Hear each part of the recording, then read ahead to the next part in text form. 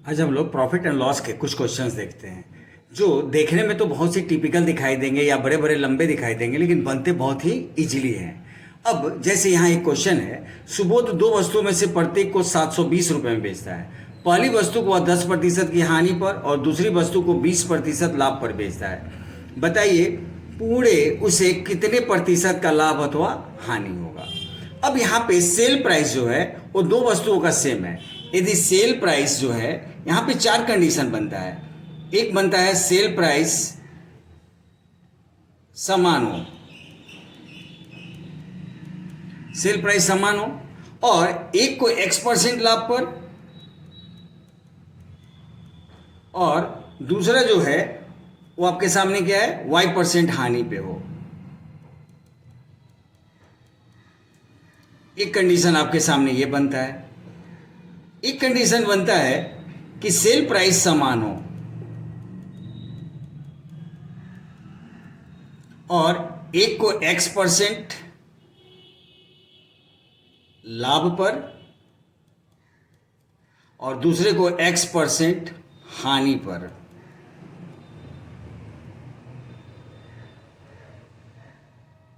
तीसरा कंडीशन बनता है CP समान हो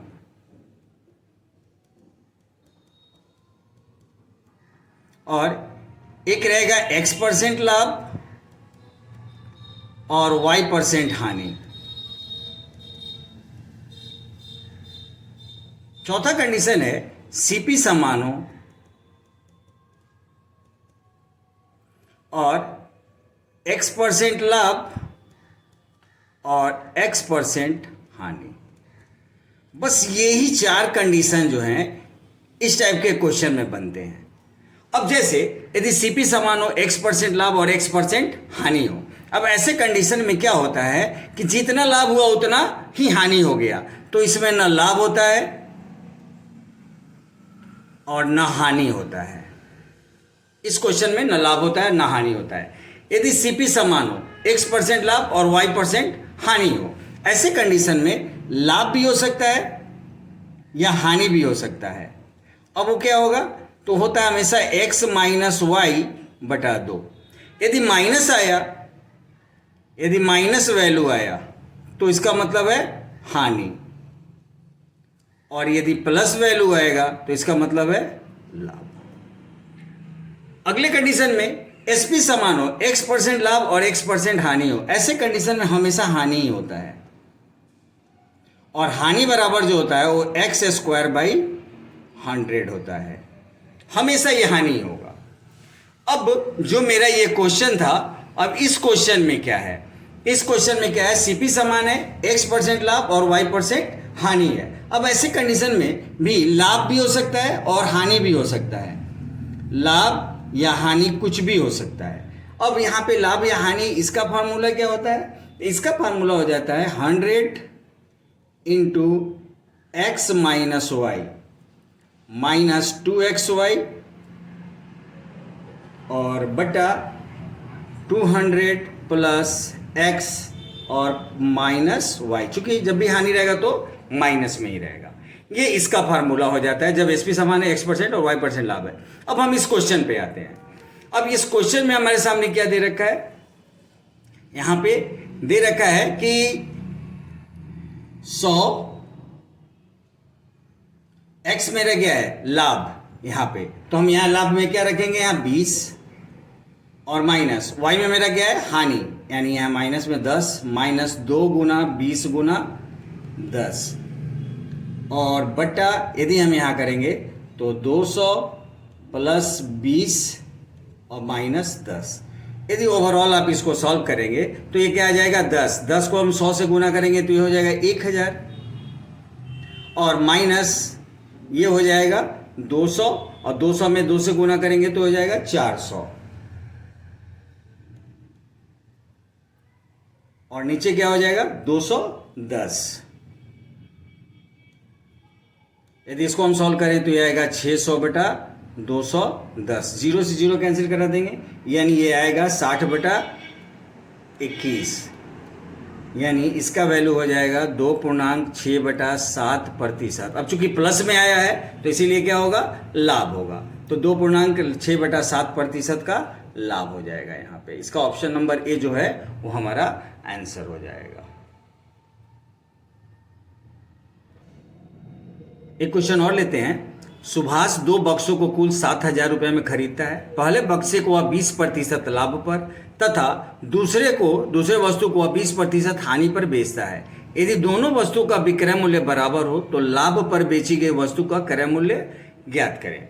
अब कभी भी जब दो वस्तुओं का क्रय मूल्य मिला कर दिया हो, एक को लाभ पर दूसरे को हानि पर, या दोनों को लाभ पर या दोनों को हानि पर बेचता है, लेकिन दोनों का जो सेल प्राइस है वो बराबर है, तो क्रय मूल्य जब पूछे आपसे तो क्रय मूल्य कैसे निकालते हैं? तो क्रय मूल्यवान CP1 बटा CP2, इसका जो रेशियो होता है वो इसका ठीक रेसिप्रोकल होता है। रेसिप्रोकल मतलब जो हानि वाला हो जाएगा वो लाभ वाले के लिए, और लाभ वाले का जो होगा वो हानि वाले के लिए। यानी यहाँ पे हम हानि है तो हम क्या करेंगे, 100 और -20 कर देंगे, और नीचे लाभ है तो 100 और +20 कर देंगे। यानी ऊपर आएगा 80 और नीचे आएगा 120, यानी 40 दूना 80 और 40 या 120, यानी 2/3, यानी 2:3। यानी लाभ वाले का जो मेरा CP1 है वो मेरा क्या है, ये मेरा लाभ वाला है, और नीचे जो है ये मेरा हानि वाला है। तो इसको ठीक इसका रेसिप्रोकल कर देते हैं। रेसिप्रोकल लाभ वाले के लिए हानि का और हानि वाले के लिए लाभ का कर देते हैं। तो यहाँ पे क्या आएगा, 2:3। अब हमसे पूछ रहा है लाभ का, यानी CP1, तो ये क्या है, उसका रेशियो है 2 और टोटल रेशियो है 3 और 2 5, और अब हमको बांटना है कितना, 7000 को। ये 5 से कट जाएगा 1400 बार में, और 14 से ये 2800, यानी ऑप्शन नंबर डी जो है वो हमारा आंसर हो जाएगा। एक क्वेश्चन लेते हैं। किसी वस्तु को खरीद कर 5% लाभ पर बेचा जा रहा है। यदि उस वस्तु को 5% छूट पर खरीद कर 25 रुपया कम मूल्य पर बेचा गया होता तब 10% का लाभ होता। वस्तु का क्रय मूल्य ज्ञात करें। अब ऐसे क्वेश्चन को कैसे सॉल्व करते हैं? यहां 2 कंडीशन है मेरे पास। एक है मेरे पास में कंडीशन 1 और एक है नीचे कंडीशन 2, और दोनों कंडीशन में मेरे पास CP और SP दे रखा है, यानी यहां CP और हम यहां SP लेते हैं। कंडीशन 1 में कह रहा है कि 5% लाभ पर बेचा जा रहा है। यदि मान लो कि CP मेरा 100 है तो 5% लाभ पर बेचा जाएगा तो ये 105 में बेचा जाएगा। अब कह रहा है 5% छूट पर खरीद कर, तो अब CP मेरा 100 में 5% हटा देंगे तो कितना आ जाएगा, 95, और 10% का लाभ होता है, यानी 95 का 110/100, यानी 1 0 से कैंसिल, 11 × 5 = 55, 5 11 99 या 5 104, यानी 104.5 आता। और इसका अंतर ये बराबर है किसके, 25 रुपये के। और ये अंतर मेरे पास कितना दे रखा है, तो अंतर है मेरे पास में 105 में से 104.5 घटाएंगे तो 0.5, यानी 0.5 बराबर है 25 के, यानी 0.5%। अब यहाँ पे ये क्या हो जाएगा, यदि इसको हम हटाएंगे तो ये 5 बार में, यानी 100% बराबर मेरे पास कितना आ जाएगा, यहाँ पे 1 0 और जाएगा, यानी ये आ जाएगा 5000, यानी ऑप्शन नंबर सी जो है वो मेरा आंसर हो जाएगा। यानी CP का 0.5% जो है ये मेरा किसके बराबर है, 25 के। 5 से कट जाएगा, 10 हटाएंगे तो नीचे 100 और 1000 जाके 5 में गुना हो जाएगा तो 5000, यानी ऑप्शन नंबर सी जो है वो हमारा आंसर होगा। एक क्वेश्चन है, 125 रुपये प्रति सैकड़ा की दर से 400 आम खरीदे गए। यदि इन सबों को 100 रुपया लाभ पर बेचा गया तब आम का प्रति दर्जन मूल्य क्या होगा? अब सबसे पहले हम CP देखते हैं। तो 125 रुपया सैकड़ा, यानी यहाँ 4 सैकड़ा है तो इसका CP हो जाएगा 125 × 4, यानी ये आ जाएगा 500 रुपया इसका CP। अब इसका SP क्या होगा, SP 100 रुपया लाभ पर बेचना है तो 500 और +100, यानी 600 रुपया इसका एसपी हो जाएगा। अब हमसे पूछ रहा है कि प्रति दर्जन। अब सबसे पहले यदि हम 600 में 400 आम से भाग दे दें तो एक आम का एसपी हमको पता लग जाएगा, और हमसे कह रहा है प्रति दर्जन, यानी 12 आम का हमसे एसपी पूछ रहा है, तो यानी हम यहाँ 12 से गुना कर देंगे।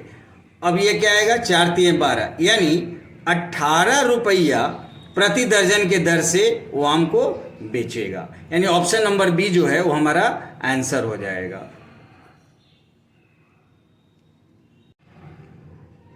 एक क्वेश्चन है, संजय कुछ वस्तुओं को 5 रुपया में 3 की दर से खरीदता है और उन्हें 9 रुपया में 5 की दर से बेच देता है। यदि पूरे व्यापार पर 70 रुपया लाभ कमाना हो तब उसे कितनी वस्तुएं बेचना चाहिए। सबसे पहले हम देखते हैं एक वस्तु पर लाभ। एक वस्तु पर हम लाभ निकाल लेते हैं, और एक वस्तु पर लाभ क्या है, यहाँ पे 5 के दर से बेच रहा है, 9 रुपया में 5, यानी हम 9/5 कर दें तो एक वस्तु का विक्रय मूल्य पता लगेगा। और इसमें 5 रुपया में 3, यानी 5/3 कर दें तो एक वस्तु का क्रय मूल्य पता लगेगा। यानी ये क्या आ जाएगा, 15, 3 9 3 27 और 3 5 ये 25, यानी एक वस्तु पर लाभ है 2/15। अब 70 रुपया लाभ कमाना है तो वस्तुओं की संख्या क्या होगी, अब वस्तुओं की संख्या हो जाएगा 70/2/15, यानी 70 गुने 15/2, ये 2 से 35 और 35 से 15 में गुना करेंगे 75, 5 7 15 3 45 और 7 52, यानी 525 वस्तु उसको बेचना होगा। यानी ऑप्शन नंबर ए जो है वो हमारा आंसर हो जाएगा।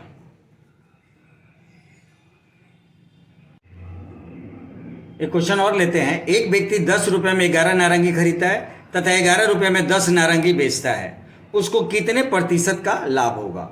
अब सबसे पहले सीपी क्या है, 10 रुपया में 11, और एसपी कितना है, 11 रुपया में 10। अब आपको कुछ नहीं करना है, बस क्रॉस गुना कर दीजिए, क्रॉस गुना। जब क्रॉस गुना करेंगे तो क्या आएगा, 100 रुपया, और नीचे क्या आएगा, 121 रुपया, यानी 100 रुपया में खरीद के और बेच कितना में रहा है, 121 रुपया में। आपको क्रॉस गुना करना है, यानी इसको कितने का लाभ हो रहा है, 21 का। तो लाभ प्रतिशत बराबर क्या हो जाएगा, लाभ गुना 100, और सीपी कितना है, 100, यानी 21% का उसको लाभ हो जाएगा। यानी ऑप्शन नंबर सी जो है वो हमारा आंसर हो जाएगा। एक क्वेश्चन है, एक व्यक्ति जब 10 रुपये में 52 गोलियों को बेचता है तब उसे 10% की हानि होती है। बताइए वह 10 रुपया में कितनी गोलियां बेची ताकि उसे 30% का लाभ हो।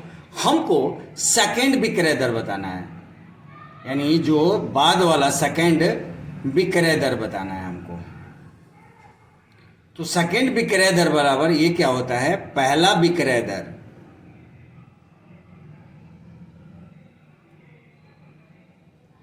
गुना 100 प्लस माइनस लाभ हानि। यदि लाभ दिया होगा तो प्लस और हानि दिया होगा तो माइनस, बटा नीचे फिर क्या करेंगे,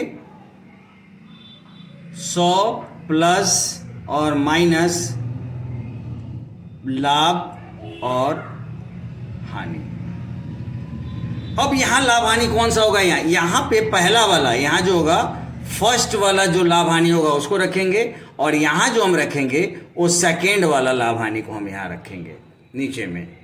अब हमको क्या करना है, यहाँ मेरा पहला विक्रय दर क्या दिया है, 52 गोली बेचता है, 52 गुने 100, और पहला मेरे को क्या दे रखा है, 10% हानि, यानी 100 माइनस हम 10 रखेंगे, बटा नीचे रखेंगे 100, और नीचे क्या है 30% का लाभ हो सके, तो लाभ है तो प्लस 30, यानी ये हो जाएगा 52 गुना 90 और बटा 130। अब यहाँ पे क्या होगा, 1 0 से 1 0 कट जाएगा, 13 चौके 52, यानी 9 चौका 36, अब क्या होगा, जो बेचने का गोलियां का बेचने का रेट क्या होगा, वो 36 गोली वो बेचेगा, जिससे उसको 30% का लाभ हो सके। यानी ऑप्शन नंबर डी जो है वो हमारा आंसर हो जाएगा। एक क्वेश्चन है, एक व्यक्ति कुछ वस्तु को 9 रुपया प्रति रुपया खरीदता है तथा उतनी वस्तु 1 रुपया में 7 की दर से खरीदता है। दोनों वस्तुओं को मिलाकर 1 रुपया में 8 की दर से बेच डालता है। पूरे व्यापार पर उसका लाभ या हानि प्रतिशत क्या है? यानी हम यदि इस क्वेश्चन को देखें तो 1 रुपया में वो एक्स वस्तु खरीदता है, 1 रुपया में वो एक्स वस्तु खरीदता है, और यहाँ 1 रुपया में वो वाई वस्तु खरीदता है। यानी यहाँ एक्स बराबर मेरा 9, वाई बराबर मेरा 7, और दोनों वस्तुओं को मिलाकर 1 रुपया में 8, यानी 1 रुपया में जेड वस्तु बेच देता है। यानी यहाँ पे x बराबर मेरा हो जाएगा 9, यहाँ y बराबर मेरा हो गया 7, और z बराबर हो गया मेरा 8। अब हमसे ये पूछता है लाभ या हानि प्रतिशत। लाभ या हानि प्रतिशत, इसका सीधा फार्मूला होता है 2xy बटा z into x plus y -1, और परसेंट में बदलने के लिए हम 100 से मल्टीप्लाई कर देते हैं। अब इसको हम सॉल्व करें तो क्या आएगा, 2 गुना x मेरा है 9, y मेरा है 7, और नीचे z है मेरा 8, गुना यदि x और y को जोड़ें तो 9 और 7 16, और ये -1, और इंटू ये क्या आएगा, इंटू 100। अब ये क्या हो जाएगा, यहाँ पे यदि हम इसको करेंगे कैंसिल तो ये 2 से ये 4 बार में कैंसिल हो जाएगा। अब इसको हम सॉल्व करें तो ये 9 से 63, और नीचे आ जाएगा 64, और -1 इंटू 100। यदि इसको सॉल्व करेंगे तो -1 बटा 64 गुना 100 आएगा। अब जब हम इसको हल करेंगे यहाँ पे तो ये आ जाएगा, कैंसिल कराएंगे तो 32, 50 यानी 25 और 16, यानी ये आएगा 16 और 4 8 5 16 पंचे 80, यानी 1.5% ये माइनस में आएगा।